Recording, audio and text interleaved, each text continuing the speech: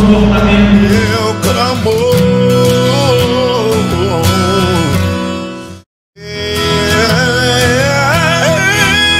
Se eu me humilhar diante do teu altar e sacrificar. Viver de condições, Deus, de buscarmos te agradar com os nossos pensamentos, com a nossa fala e com os nossos comportamentos. Meu clamor.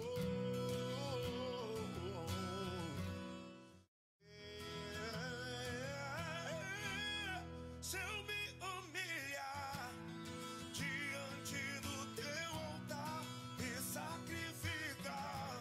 Viver de condições, Deus, de buscarmos te agradar com os nossos pensamentos, com a nossa fala e com os nossos comportamentos. Meu clamor.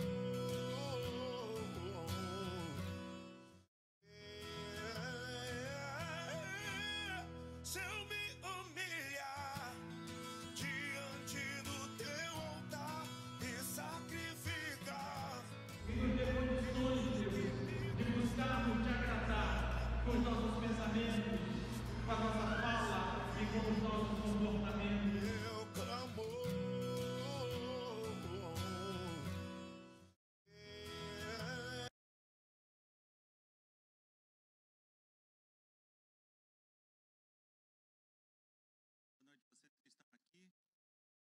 Vocês que não estão aqui, nós vamos dar início ao nosso estudo e vamos fazer isto orando ao nosso Deus.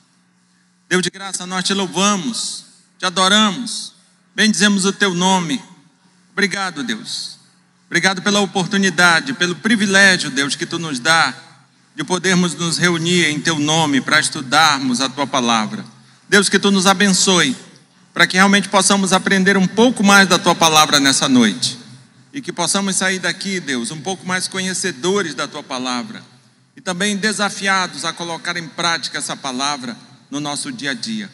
Deus, queremos clamar a ti por essa situação que estamos vivendo, por essa pandemia, Deus, que ainda nos assola, que ainda nos assusta.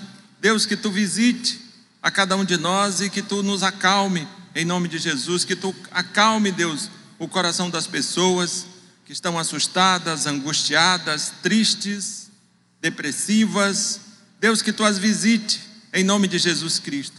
Que tu cure, Deus, as que estão doentes, enfermas da depressão. Que tu cure, Deus, as que estão doentes de uma forma geral por outras doenças. Deus, e que tu nos anime e que tu nos dê certeza que tu é Deus, que tu é Senhor e que tu está no controle de todas as coisas. Deus, mostra, Deus, aos cientistas, aos profissionais de saúde, uma vacina, Deus, para a cura dessa pandemia. Nos abençoa, meu Deus, com isto e nos faz, Deus, viver de uma forma muito mais dependente de Ti. Em nome de Jesus Cristo, amém e amém.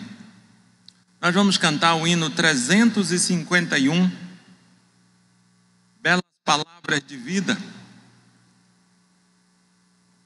Vou pedir para que vocês que estão aqui, para que nós que estejamos aqui, fiquemos todos de pé e vamos cantar esse hino bem forte.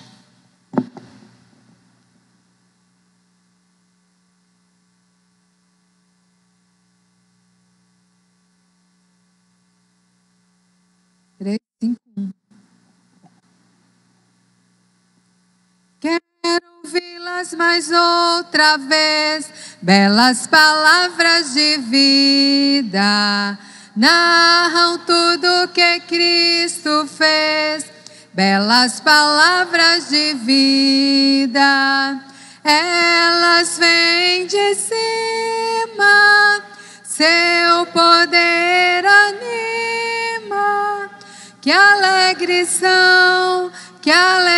são essas palavras de vida, que alegres são essas palavras de vida. Só Jesus Cristo a todos dá belas palavras de vida. Sem Jesus salvação não há, belas palavras de vida. teu amor conclama, para o céu te chama. Que alegres são essas palavras de vida. Que alegres são essas palavras de vida. Só Jesus Cristo Salvador, belas palavras de vida, quer salvar todo pecador. Belas palavras de vida, Ele vivifica e nos purifica. Que alegres são essas palavras de vida. Que alegres são essas palavras de vida.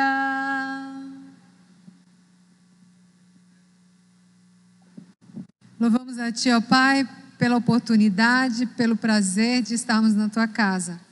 Esses momentos quando nós cantamos, Pai, que Tuas palavras são palavras de vida.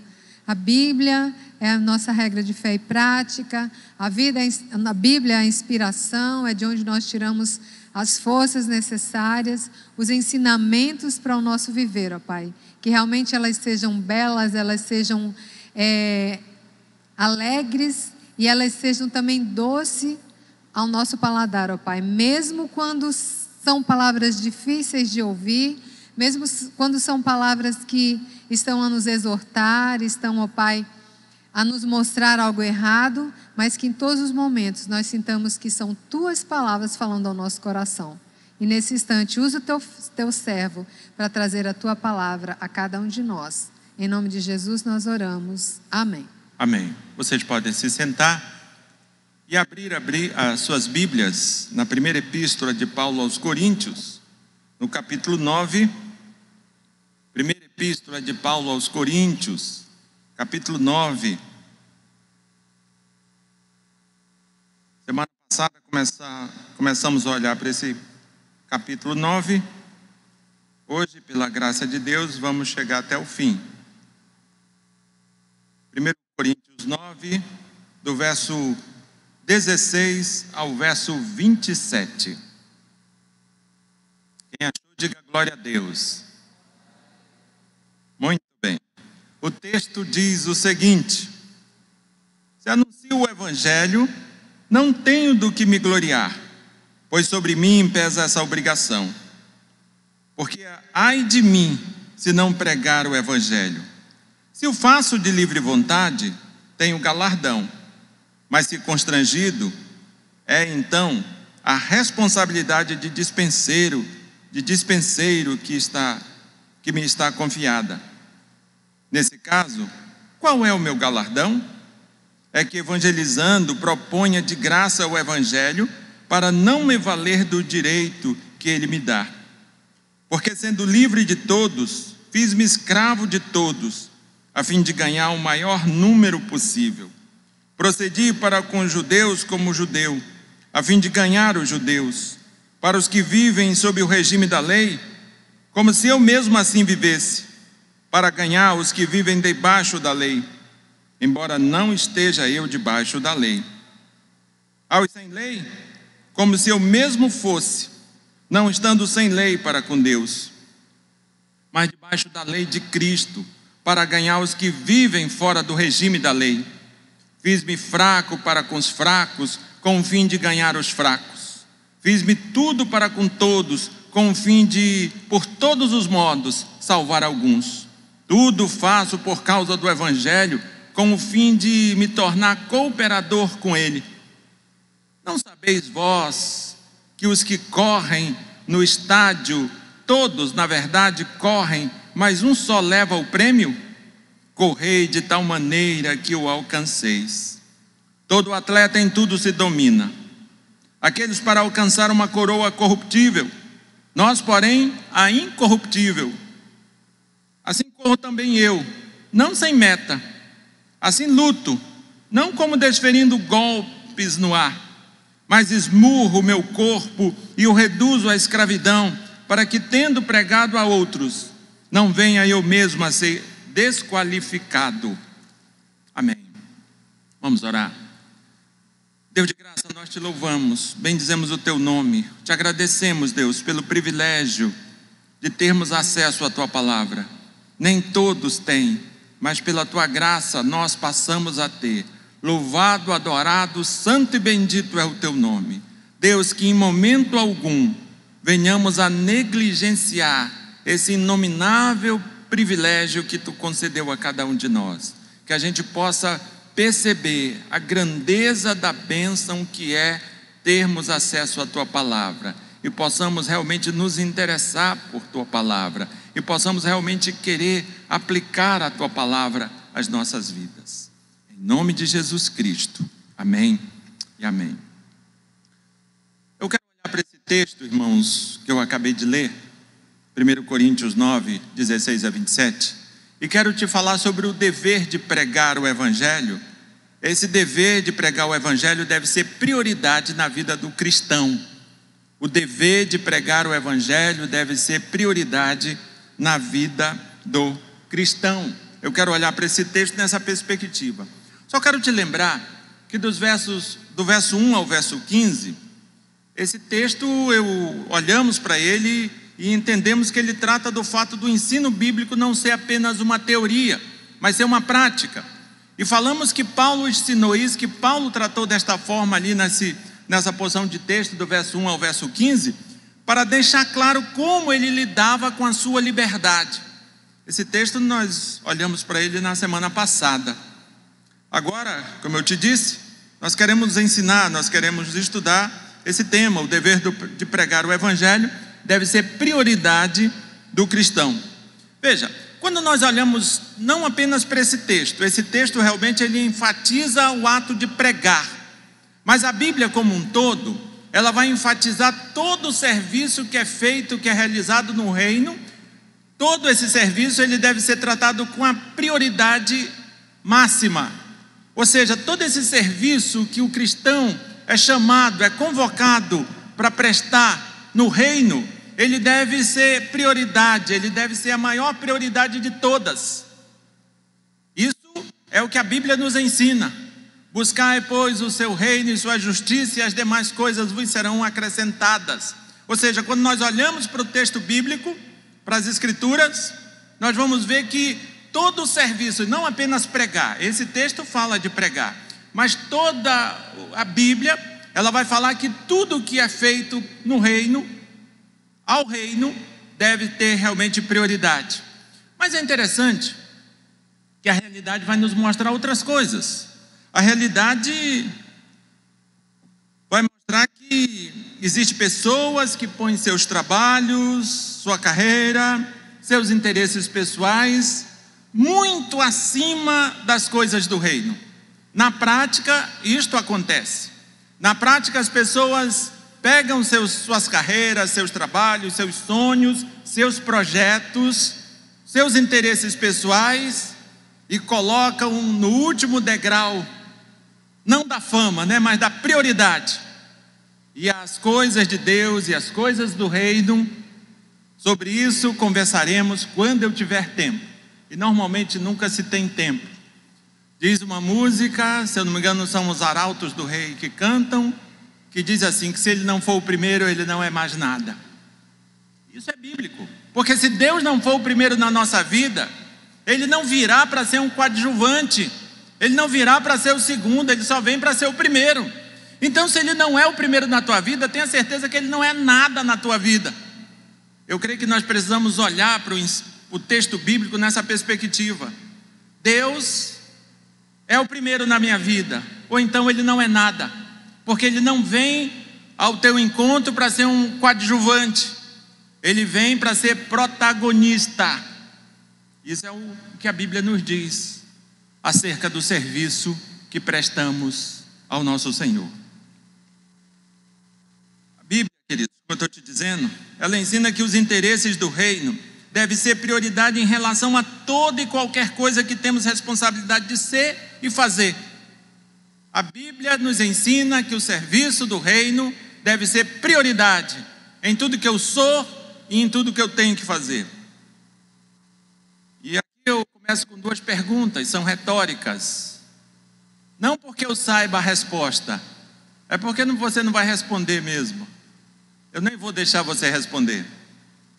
Autoritarismo, né?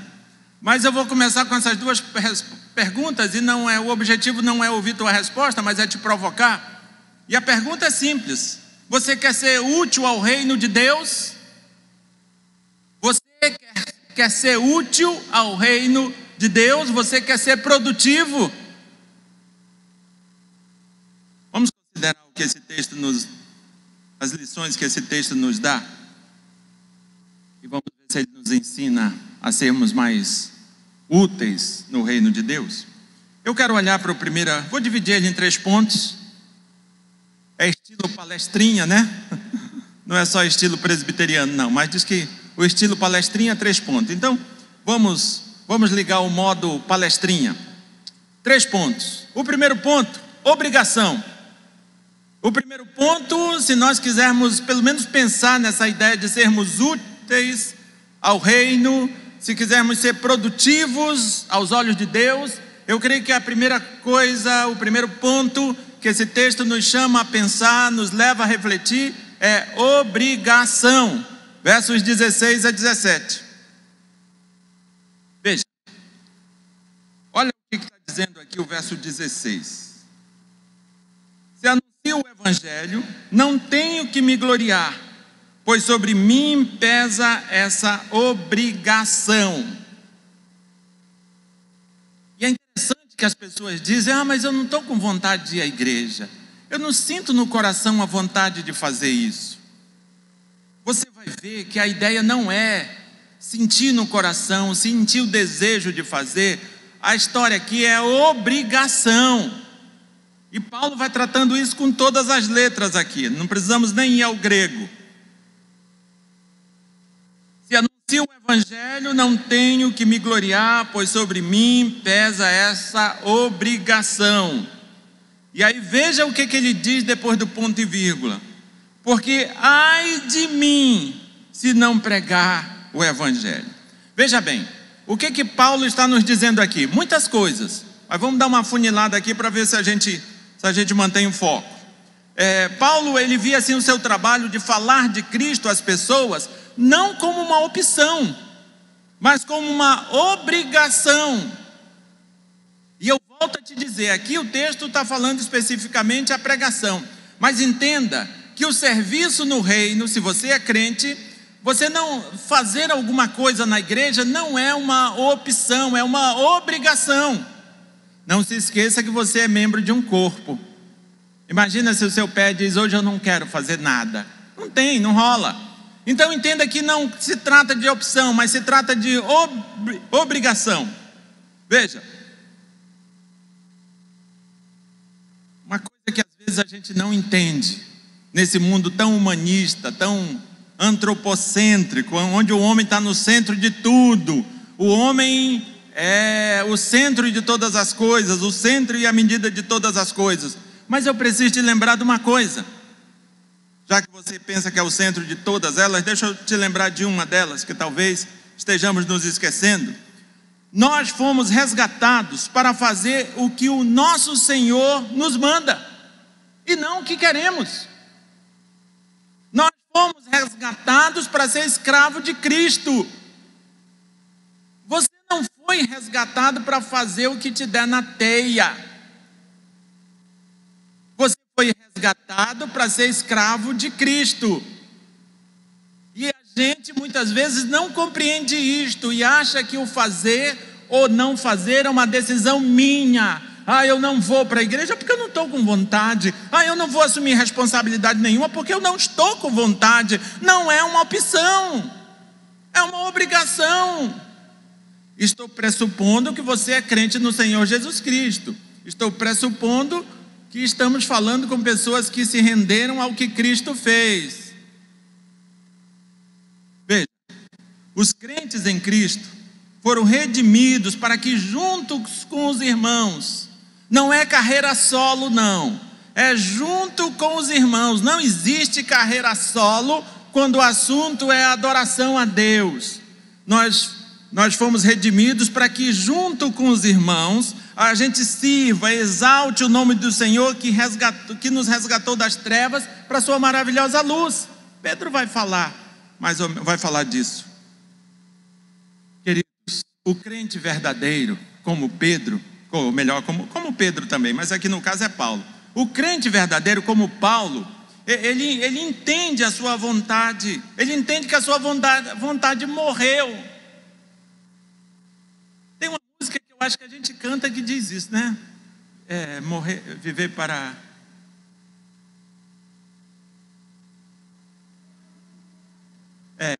o mundo e viver para Deus. É isso.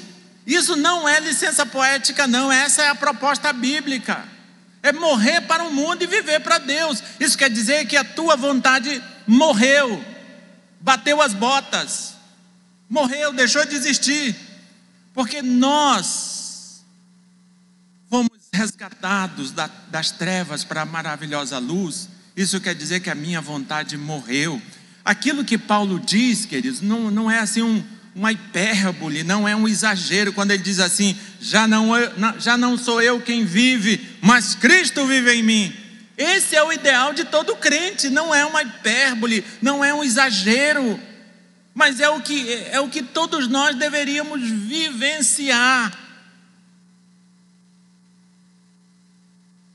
Uma vez eu ouvi uma irmã, fique tranquilo que não foi aqui em Altamira e não foi no Pará, nem foi na região, eu acho que foi na região norte, sim. Tá. Mas não foi aqui em Altamira, nem foi no Pará. E uma vez eu ouvi, escutando conversa, né? Ela não estava falando comigo não. Eu não sou muito bisbilhoteiro não, mas nessa vez eu escutei, até mesmo porque a pessoa não pediu segredo, estava falando. Ela disse assim, numa conversa que ela estava tendo com uma outra pessoa, e essa pessoa a convidava para ela fazer um trabalho na igreja, e ela disse o seguinte: eu vou deixar de fazer tal coisa, porque eu não tenho o que fazer. Eu peguei o recorte da conversa. Foi mais ou menos não, ela disse isso. Tinha um contexto.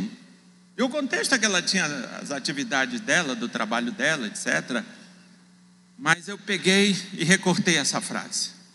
Eu vou deixar de fazer tal coisa porque eu não tenho o que fazer. Tipo assim, ninguém vai me colocar no olho da rua, ninguém vai me demitir, ninguém vai cortar meu ponto se eu não fizer, compreende?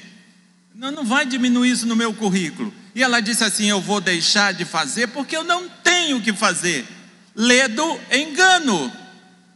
Quem ouviu, quem disse essa frase e sabe que eu ouvi, ledo engano. Talvez esteja me assistindo em outro lugar do país. Ledo engano. Porque na verdade, se você é crente no Senhor Jesus Cristo, você tem que fazer. Você tem que fazer. Não é opção, é obrigação. Veja, a Bíblia, queridos, usa algumas metáforas. E uma delas que ela usa para exemplificar, para ilustrar a relação que Cristo tem conosco, uma delas é o casamento. Me mostre um casamento que não tenha obrigações para ver se esse casamento dura. Não dura. Uma das coisas que sustenta o casamento, dentre tantas, chama-se obrigação. Então não pense assim: eu não vou fazer nada na igreja porque eu não senti, sabe? Eu não estou assim, eu não senti. Né? Não tem que sentir, tem que fazer. Eu não vou dizer que esse negócio eu não sentisse que isso é lorota, porque é uma palavra muito pesada, mas é muito análoga. Ó, ficou até bonito. Eu não senti, é análogo a lorota. Nós precisamos entender que se somos crentes no Senhor Jesus Cristo, ninguém nos deu a opção de decidir fazer ou não fazer. Nós não podemos fazer, nós não podemos entrar nesse dilema, fazer ou não fazer. Eis a questão, não rola. Não perca o seu tempo nesse dilema, que ele não cabe você dentro dele, se crente você é. Pule fora dele, você só tem uma opção: fazer. E a outra fazer bem feito, para a glória do Senhor Jesus Cristo. Queridos, Paulo tinha esse entendimento. E a gente olha para o verso 16, ele vai dizendo: ai de mim se eu não pregar o evangelho. O verso 16 diz isso. Ele está assim meio que deixando claro que algo muito ruim acontecerá. O quê? O que vai acontecer? Ele não diz, mas deixa claro a necessidade de uma obrigação com temor. O crente precisa entender: o que vai acontecer comigo se eu for negligente? Eu não sei. Alguma coisa vai acontecer, porque a Bíblia diz: ai de mim. Ai, eu estou perdido, estou frito, estou todo enrolado, o negócio está muito feio para o meu lado. Essa é a ideia do ai aqui. Vou ser julgado e não tem ninguém para me defender. Ai de mim. Eu não sei o que vai acontecer, mas alguma coisa vai acontecer. Mas antes de saber o que vai acontecer, o que vai deixar de acontecer, entenda que existe a necessidade de uma obrigação com temor. É melhor você parar e entender isso do que você ficar tentando adivinhar se vai cair um raio, uma telha, um carrinho de mão na tua cabeça, alguma coisa assim. É melhor você entender que existe a necessidade de uma obrigação com temor. Ponto. Não fique elucubrando, não fique caçando o que não, pelo menos por enquanto não existe, né? E aí a gente poderia construir alguns desdobramentos dessa expressão de Paulo, e a gente poderia dizer, já que entendemos que a obrigação não é só de pregar, mas é de fazer qualquer serviço no reino, e é uma obrigação, poderíamos dizer: ai de mim se não estiver louvando a Deus com meus irmãos. Ai de mim que decidi ser um desigrejado. Se você decidiu isso, meu querido, diga assim: ai de mim. Porque na melhor das hipóteses, Deus vai te dar uma chacoalhada muito violenta e mostrar que você está todo errado, achando que é possível ser um crente carreira solo. Ai de mim se não estiver louvando a Deus com meus irmãos. Ai de mim se não trabalhar para a edificação da igreja. Ai de mim se não compartilhar a minha fé. Ai de mim se eu não usar o tempo para o meu Senhor. É isso que você tem que parar e pensar. Comece a ficar com medo, igual Paulo demonstrou ter. Veja, queridos, e aí, falando de Paulo, que é ele que escreve Coríntios, a gente precisa lembrar o que ele diz lá em Romanos 1,16, que talvez a gente lembrando disso e percebendo o que ele está querendo nos dizer com isso, talvez algo novo aconteça nas nossas vidas. Estou falando lá de Romanos 1,16, que ele diz assim: não me envergonho do evangelho, porque é poder de Deus para a salvação de todo aquele que crê. Paulo olha para a humanidade e diz: estão perdidos porque necessitam da salvação, e para que não entrem e não continuem perdidos, a solução não é outra senão o evangelho. É por isso que ele diz: não me envergonho do evangelho, porque é o poder de Deus para a salvação de todo aquele que nele crê. É como se ele estivesse dizendo, deixa eu tentar construir aqui uma paráfrase assim bem rechonchuda do que Paulo está dizendo aqui. É como se ele estivesse dizendo mais ou menos o seguinte: nada me impede de realizar a minha obrigação. Sei seu valor, a sua força. Sei o quanto essa obrigação é preciosa. Essa visão da preciosidade do meu dever, do meu trabalho, também me impulsiona para o serviço. Será que nós temos essa consciência que essa nossa obrigação é tão preciosa assim? É mais preciosa do que um bombeiro que salva vidas. É mais preciosa do que qualquer outra coisa que você possa imaginar. Se nós cremos no que Paulo está dizendo aqui: não me envergonho do evangelho, porque é o poder de Deus para salvar. Será que nós temos consciência dessa preciosidade que é a nossa obrigação? Será que você tem? Será que você já parou e pensou: será que realmente eu creio nesse negócio? Será, menino, que eu creio que esse evangelho que fala de um carpinteiro que morreu na cruz, será Será que isso realmente é poder para salvar? Será que é poder para salvar a mim mesmo? Você já fez esse exercício mental acerca da tua fé, da razão da tua fé? Queridos, talvez falte em nós essa noção clara da preciosidade que é a nossa obrigação. Talvez falte. Por isso que a gente diz, eu vou deixar de fazer tal coisa porque eu não tenho o que fazer. Veja, você consegue imaginar Paulo dizendo isso? Eu vou deixar de pregar aos gentios porque eu não tenho o que fazer. Eu vou deixar de pregar aos judeus porque eu não tenho o que fazer. Oh, se liga, é óbvio que tem. E se ele tinha, você tem. Se ele tinha, nós temos. Não pense que existe outro caminho. Existe um caminho só. E esse caminho chama-se obrigação. E o verso 17, queridos, eu vou ler ele aqui na NVI, que ele fica bem claro. O verso 16 já tratou bastante a questão da obrigação, mas o verso 17 ele fecha assim com chave de ouro, especialmente na NVI. Veja bem, porque se prego de livre vontade, tenho recompensa. Eu quero fazer. Qual é a recompensa? Pelo menos eu estou me sentindo bem fazendo isso. Eu gosto de fazer isso. É disso que ele está falando. Se prego por livre vontade, tenho recompensa. Eu gosto de viajar. Então, se eu estou viajando, eu tenho recompensa.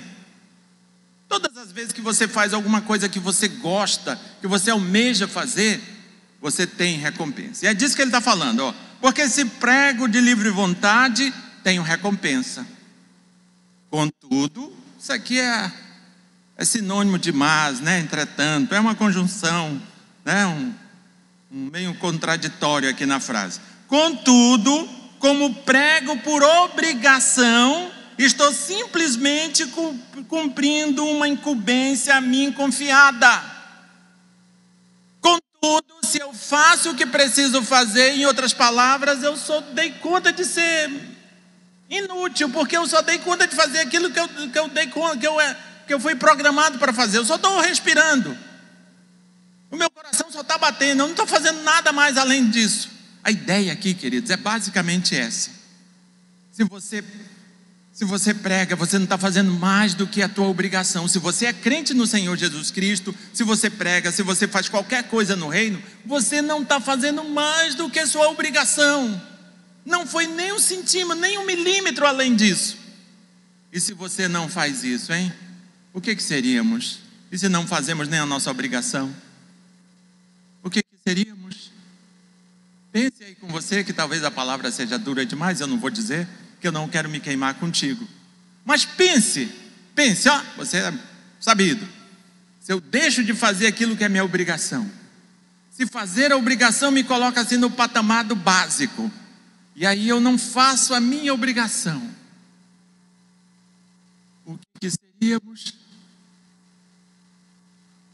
Tem um cantor da música popular brasileira que cantou nos anos 80, né? Fique tranquilo que eu não vou cantar a música toda, mas vou lembrar só da frase, só da palavra. Inútil! Foi isso que ele disse. Mas foi ele que disse, eu não disse. Só estou repetindo.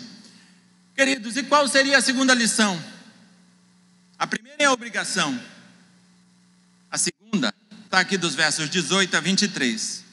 E agora eu queria que você pensasse, você pensou na obrigação, e agora eu queria que você pensasse assim, lembre-se que nós estamos falando do dever, o dever de pregar, o dever de fazer no reino como uma prioridade, falamos da obrigação, e agora nós vamos falar da flexibilidade. Flexibilidade, é difícil de falar, né? É comprida a palavra, mas eu acho que é uma palavra boa para explicar bem isso aqui que nós estamos querendo falar. Flexibilidade é o nosso segundo ponto, a nossa segunda lição. Veja, essa flexibilidade, ela se concretiza assim de uma forma muito mais clara por ocasião da pregação do Evangelho. Ou seja, a flexibilidade na pregação do Evangelho. Certa vez eu ouvia um pastor falando sobre esse tema, sobre esse texto, E ele disse que há muitos anos atrás ele viu, não sei se numa capa de uma revista ou se numa reportagem de uma revista, uma pessoa, tipo uma dessas pessoas que são influenciadoras, né, que hoje chama-se de youtubers, né? Nessa época não tinha isso ainda. E essa pessoa, que eu não sei o nome dela, ela se transformou em punk. E debaixo da foto dela estava: fiz-me punk para com os punks. E a ideia dela era estar dizendo que a postura dela era uma postura bíblica, baseada aqui em 1 Coríntios 9, especialmente dos versos 19 aos versos 23.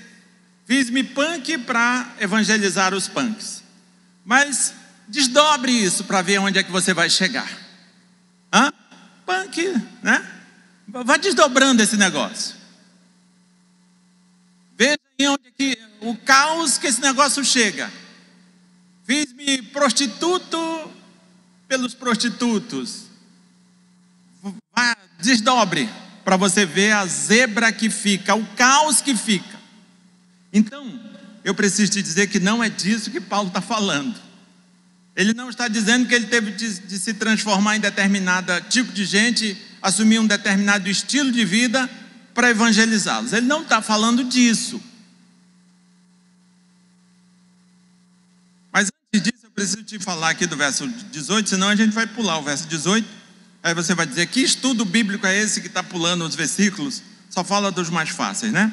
O 18 também é a mesma dificuldade dos outros. Mas veja, o que Paulo está dizendo aqui no verso 18? Os coríntios, eles ouviram o evangelho através da pregação de Paulo, sem pagar nada.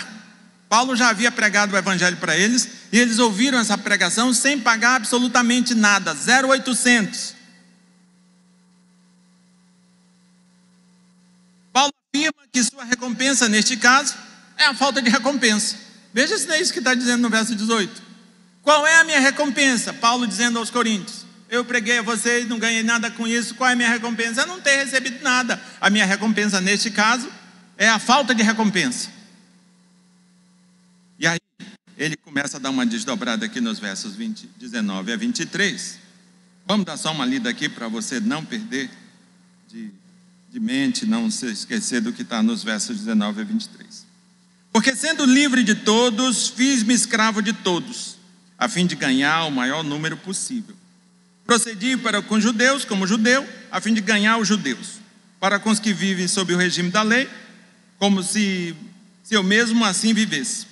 Para ganhar os que vivem debaixo da lei, embora não esteja eu debaixo da lei.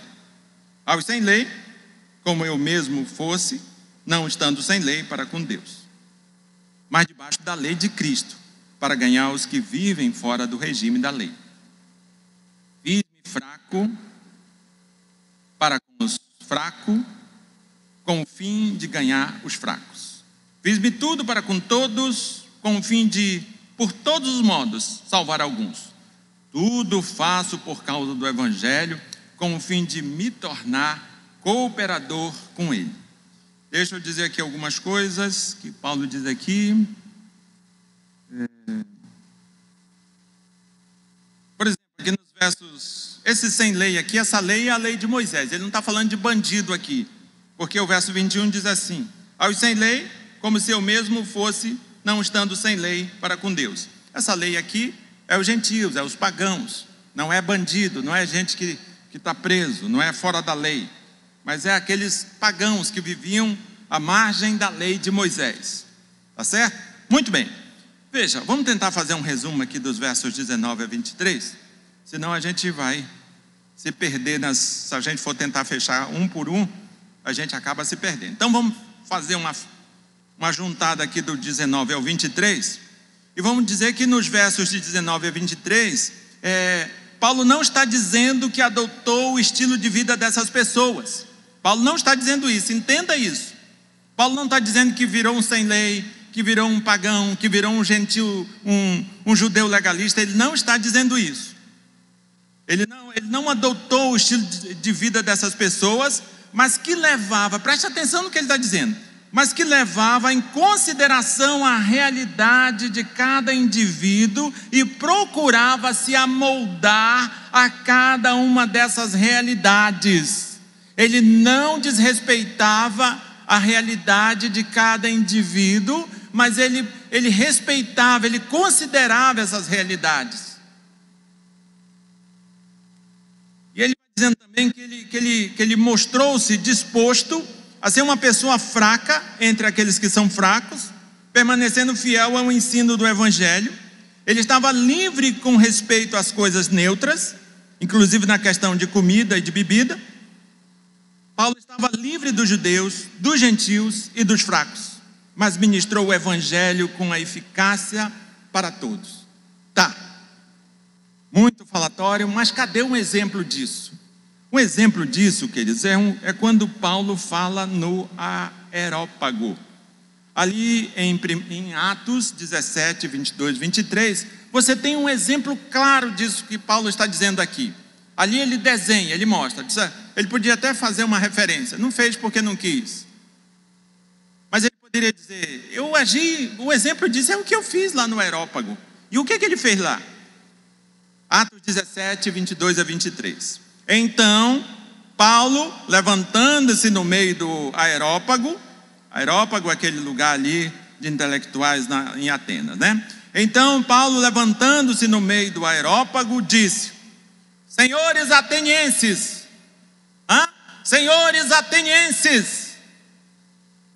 em tudo vos vejo acentuadamente religiosos, porque passando e observando os objetos do vosso culto, encontrei também um altar no qual está inscrito: ao Deus desconhecido. Pois esse que adorais sem conhecer é precisamente aquele que eu vos anuncio. Perceba o que ele está fazendo aqui. Se fosse um outro, ele dizia: bando de idólatras, vocês são os idólatras, vai todo mundo para o inferno, vocês são uma cambada de idólatras, vocês não têm vergonha na cara, e por aí vai. Mas ele não fez isso.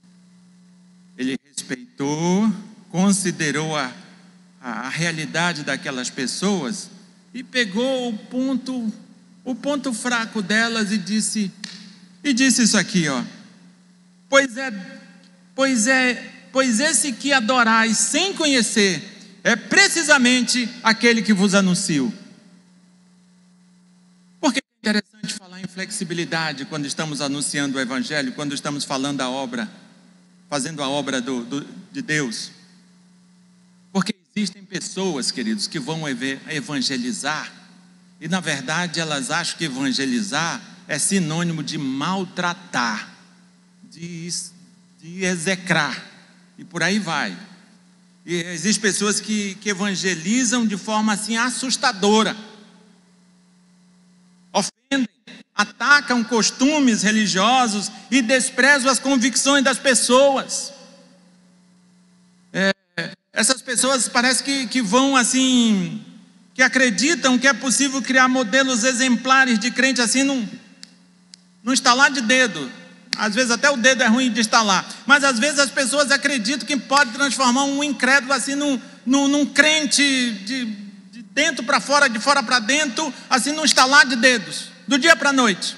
É por isso que começam batendo nos pecados e não falam de Jesus. O que Paulo está dizendo aqui é que quando falamos de Cristo para as pessoas, devemos ser sensíveis, flexíveis e pacientes, entendendo que quem promove as transformações é Cristo. As pessoas chegam para evangelizar e dizem: você tem que parar de beber, você tem que parar de vestir assim, você tem que vestir camisas de mangas compridas, calças sociais, sapatos desse teu tipo aí, está fora. Você não pode fumar, não pode beber, não pode assistir novela, você não pode mais ficar rindo com as pessoas. Bermuda, moço, pare com essa loucura.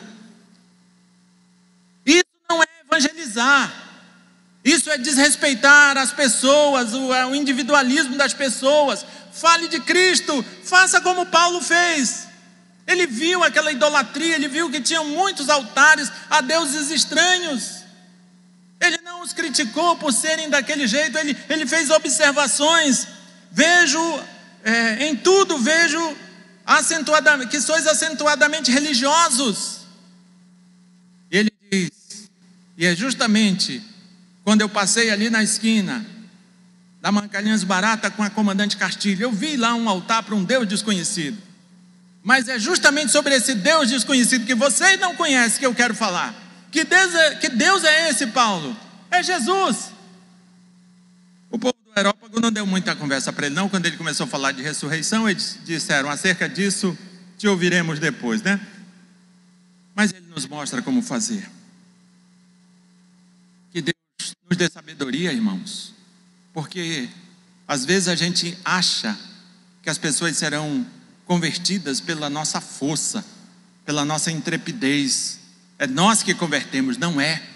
É Cristo quem converte. E nós até cantamos o inário, o hino 74. Eu venho como estou. Você veio como estava. Como é que você quer que aquele que você está evangelizando, ele seja totalmente remodelado, reformado, reestilizado, retipificado e todos os outros que você imaginar? Mas você não foi assim. Você hoje é essa gente boa, mas foi um processo. É ou não é? É. E como é que o outro tem que ser? No bufete ali, no estalo? Não é. Ele é igual a você. Se você entrou num processo de santificação, deixa eu te dizer uma coisa. A quem você está evangelizando, pela graça de Deus, também há de entrar. Mas é um processo. Um processo. A salvação é um ato, mas a santificação é um processo. Amém, irmãos? Não vamos mais bater em ninguém quando quisermos evangelizar, né? Não vamos pegar pelo colarinho e dizer, tu aceita? E já puxou aqui. Não vai ser assim, né? Obrigação, flexibilidade. E agora, dos versos 24 a 27, aprovação. Aprovação. Veja, deixa eu tentar dizer para você aqui o que está acontecendo nesses versículos 24 a 27. Para eu não ler de novo, eu fiz aqui meio que um enunciado deles. Veja bem, o que Paulo está fazendo aqui? Paulo, ele tira um exemplo da arena esportiva grega e aplica esse exemplo a ele mesmo. Ele aplica esse exemplo a si. E ele aplica esse exemplo mais a ele do que aos coríntios. E na verdade ele se coloca assim como um modelo para os outros. E espera que esses coríntios o sigam. Veja o que ele nos está chamando para fazer. Ele está dizendo que ele é um exemplo, está dizendo, sigam-me os bons. Sigam-me aqueles que querem bons exemplos. Quem é que dá conta de fazer isso? Alguém anima? E é isso que ele está fazendo aqui. Ele tira o exemplo da arena esportiva grega e aplica mais assíduo que aos coríntios, e ele é um modelo para os outros e espera que eles o sigam. Que tal, hein, irmãos? Que tal nós assumirmos? E Paulo vai dizer aqui na carta aos coríntios, em outro lugar, sede meus imitadores, como eu sou de Cristo. Cadê a nossa coragem de dizer para as pessoas isso, hein? Me imitem, não porque eu sou bom, mas porque eu estou imitando a Cristo. Talvez você diga lá quem não, o povo lá do Areópago, né? Acerca disso conversaremos depois, né? Não sei, às vezes nem disso, né? Veja, os versos 24 a 27 ainda nos tem uma coisa muito interessante, que no mundo antigo, depois dos Jogos Olímpicos, os mais importantes eram os jogos chamados de Istmo. Esses jogos, eles aconteciam a cerca de 16 quilômetros da cidade de Corinto, bem pertinho.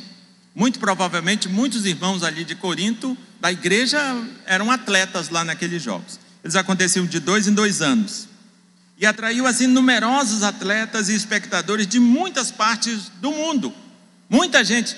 Tinha a Olimpíada em Atenas, e tinha esses jogos que é chamado de Istmo, que acontecia ali pertinho de Corinto.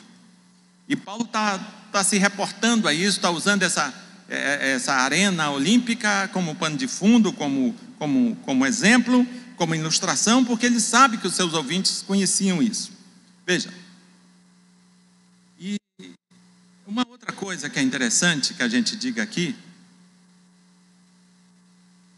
é que Paulo não está sugerindo que todos os crentes que fazem essa corrida, que de todos os crentes que fazem essa corrida, somente um ganha o prêmio.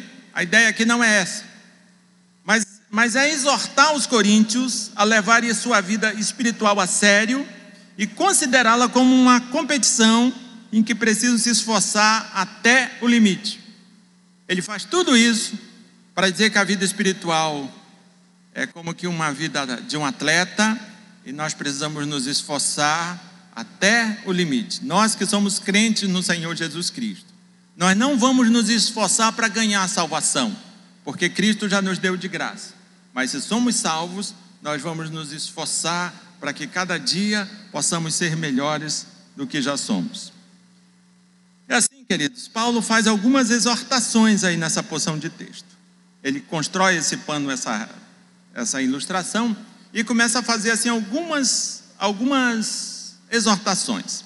O verso 24: durante o serviço cristão de vocês, lutem, trabalhem, realizem esse serviço com excelência. Durante a vida cristã de vocês, vocês não têm outra opção senão trabalhar, senão realizar o serviço com excelência. E o verso 25, olha só o que dá para dizer olhando para esse verso 25. Esses atletas que vocês conhecem se abstêm das farras, das orgias, lutam tanto e são retos em suas disciplinas, e tudo isso por causa de uma coroa que tem uma vida útil curtíssima, e tudo isso para ganhar uma coroazinha de mato que vai para a cabeça deles e dali a pouco nem existe mais. Eles fazem tudo isso por uma coroa velha de mato, vida útil curtíssima. Ele está dizendo isso. O cristão, queridos, tem muitíssimos mais razões para se abster de certas coisas e de ter uma vida de disciplina que o faz servir ao seu Senhor com muito mais eficácia. Ele está falando da coroa eterna. Se você crê no Senhor Jesus Cristo, você tem muitíssimas mais razões para ter uma vida mais reta diante do Senhor. E ele está comparando o cristão com o atleta. E ele está dizendo que aqueles caras, aquelas pessoas, por conta de uma coroa de mato, de ramo, que não tinha durabilidade nenhuma, eles se ajustavam totalmente, se disciplinavam totalmente. E nós, que ganharemos a incorruptível, o que temos feito? É sobre esse raciocínio que ele nos leva, essa reflexão que ele nos leva a fazer. E dos versos 25 a 27, 26 a 27, ele vai dizer que o cristão tem um alvo definido. Se eu sou crente no Senhor Jesus Cristo, eu tenho um alvo. Que alvo é esse? Somos feituras de Deus, criados em Cristo Jesus para boas obras. O nosso alvo é parecer com Cristo. Mas não pense naquela imagem que você tem de Cristo, aquele bonitão de olhos azuis, verdes, cor de mel, cabelos anelados. Não é disso que eu estou falando. É parecer no caráter. É parecer no caráter. É pensar como Cristo pensava. É decidir como Cristo decidia. O cristão tem um alvo definido. Ser igual a Cristo. Tanto é que somos chamados de cristão. Cristão é Cristo em miniatura. E aqui, Paulo, nesses dois versículos, ele afirma que via seu alvo. Ele via seu alvo, ele se imaginava lá, ele conseguia se ver assim, muito mais parecido com Cristo do que ele era. Ele via seu alvo. E ele também diz que não está vencido ou desanimado.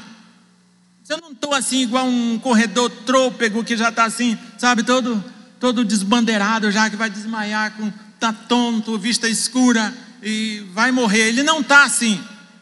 Ele não está vencido ou desanimado. Ele está na pilha. Ele disse: eu vou ganhar esse negócio, ninguém me segura. Eu estou na pilha. É mais ou menos isso. E aí ele diz uma outra coisa bem interessante. Ele diz que fazia do seu corpo seu escravo, para que no final não viesse a ser envergonhado, mas um exemplo no Senhor. É isso que ele está dizendo, queridos. Porque ele está falando da aprovação. Ele está preocupado em ser aprovado não por pessoas, mas pelo Deus que o chamou. E a pergunta, meu amado e minha amada, com quem você está preocupado? Por que você faz o que faz? Por que você é quem é? Em busca da aprovação de quem você está? Da de Deus ou das pessoas? Você quer que Deus te compartilhe, que dê umas boas curtidas em você, ou você quer que as pessoas te curtam?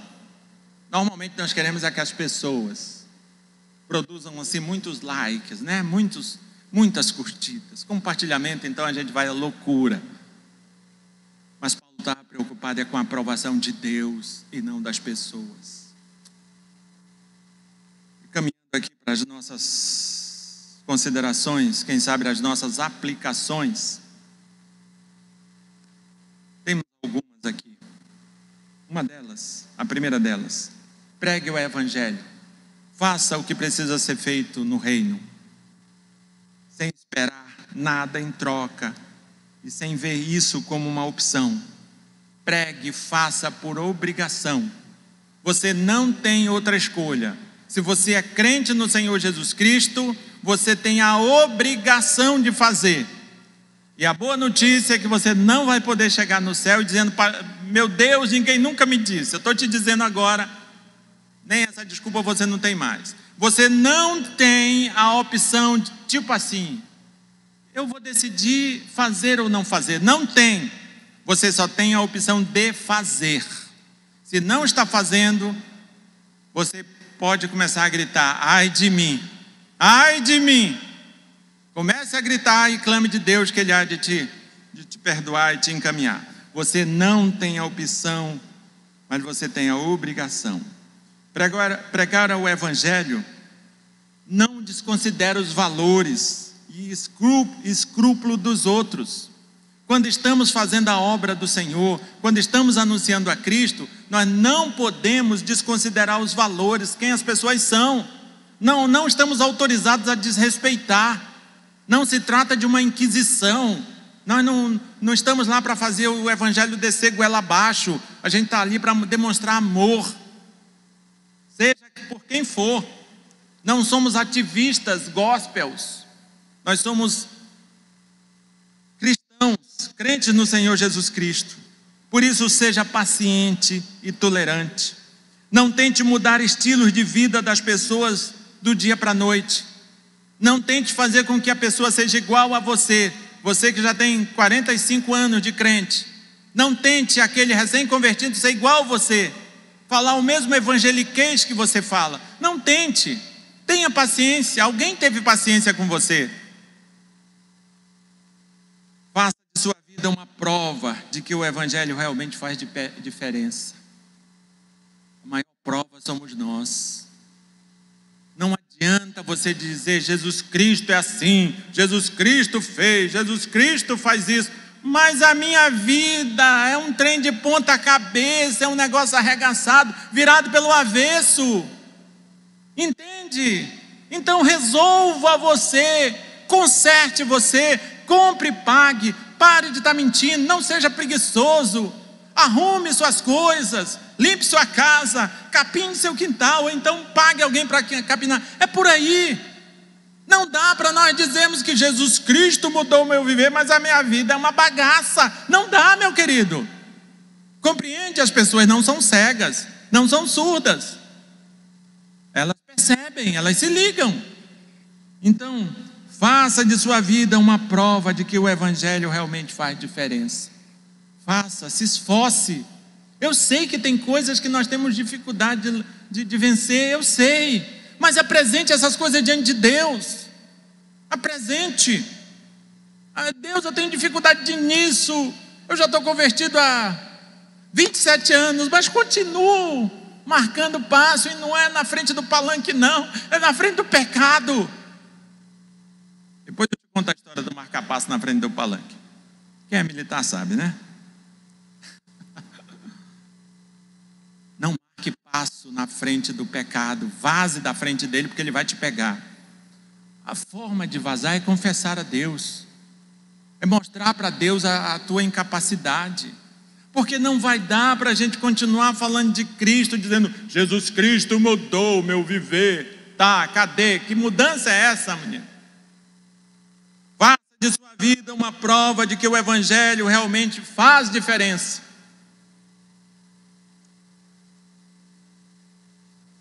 Queira ser aprovado por Deus, porque a aprovação de Deus, ela é a aprovação. A das pessoas nem sempre é a aprovação. Às vezes é só uma enganação. Queira ser aprovado por Deus.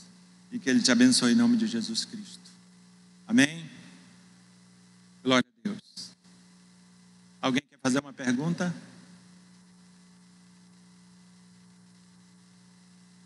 Daríamos conta de cantar Jesus Cristo mudou meu viver? Daríamos? Vamos ficar de pé e nós vamos cantar. Jesus Cristo mudou meu viver. Que isso seja verdade nas nossas vidas. Não seja apenas uma bela canção. Jesus Cristo mudou meu viver. Jesus Cristo mudou meu viver. É a luz que ilumina meu ser. Sim, Jesus Cristo mudou meu viver. Diferente hoje é o meu coração. Diferente hoje é o meu coração. Cristo deu-me paz e perdão. Sim, diferente hoje é o meu coração. O amor só conheci em canções que falavam de ilusões. Mas agora é diferente. Cristo fala a toda a gente. E pois Cristo deu-me seu amor. Jesus Cristo mudou meu viver.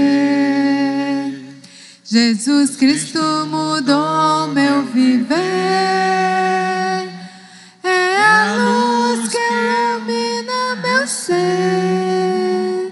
Sim, Jesus Cristo mudou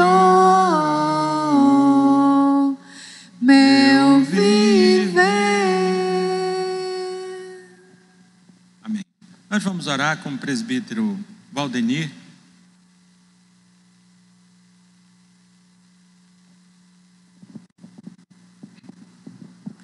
Pai querido, nós louvamos ao Teu nome, Pai. Amém, meu Deus. Por essa oportunidade que Tu nos dá de estarmos aqui, poder desfrutar da comunhão com os irmãos, desfrutar da Tua palavra, ó Pai, do estudo dela. Pai querido, que nós possamos sempre nos colocar à disposição do Teu trabalho. Amém, meu Deus. Onde quer que estejamos, permita-nos, ó Deus, anunciar com alegria o Evangelho da salvação. Não permita que nós nos envergonhemos do Evangelho, mas que seja no trabalho, na escola, na rua, onde quer que estejamos, que possamos carregar em nós as marcas de Cristo Jesus, de pessoas renovadas, transformadas, que reconhecem que somos pecadores miseráveis, mas que não somos mais como antes de Te conhecer, mas que há em nós uma mudança visível, uma mudança que as pessoas possam ver e reconhecer que Jesus Cristo vive em nós. Amém. E que em tudo o Teu nome seja engrandecido, ó Glórias Deus. Fortaleça-nos para que possamos de fato dar testemunho. Ajuda-nos, ó Deus, nas nossas dificuldades, nas nossas fraquezas, e nos capacite, ó Deus, a pregar o amor, a pregar Cristo Jesus morto e ressuscitado. Amém, Jesus. Para o nosso próprio bem, para o bem daqueles que nos ouvem e para a glória do Teu nome. Obrigado, Pai, por cada pessoa que aqui está. Obrigado, Senhor Deus, pela vida do pastor Vanderlei, que tem se dedicado em estudar a palavra para assim nos instruir, ó Pai. que Tu nos leve em paz para nossos lares e que possamos, ó Deus, cumprir aquilo que o Senhor quer de nós, aquilo que o Senhor colocou em nossas mãos. Ó Deus, muito obrigado. Assim te oramos agradecidos em nome do Senhor Jesus. Amém. Só quero lembrar que sábado nós temos um trabalho aqui com jovens, adolescentes. Eu convido todos os jovens, se você conhece algum jovem, adolescente, convide para estar aqui. E vocês, adultos, também são convidados. Nós vamos falar sobre fé e razão. É um debate, certamente você vai ter direito à fala e vai ser muito interessante para todos nós. Que Deus te abençoe e uma boa noite. Se eu me humilhar diante do teu altar e sacrificar, E nos dê condições, Deus, de buscarmos te agradar com os nossos pensamentos, com a nossa fala e com os nossos comportamentos.